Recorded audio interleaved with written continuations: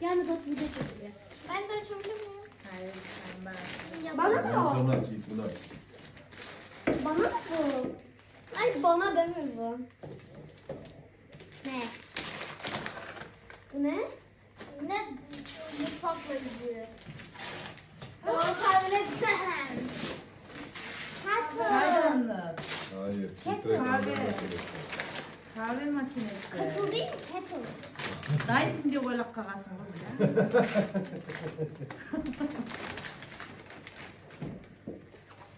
Philip. Oy bile. Dyson değilmiş. Niye olsun Dyson diye. Neden böylesin diyorsun? Niye oğlum? Kofe dayındaydın.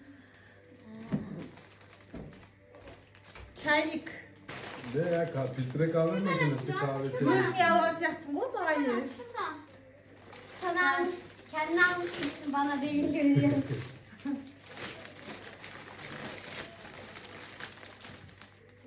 Onlar da kahveler işte. Bilgisayar almış.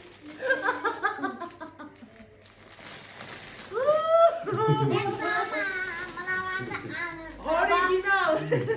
O ne gibi mi? Original. Kofe. Baba bu kadar romantik olduğunu bilmiyordum.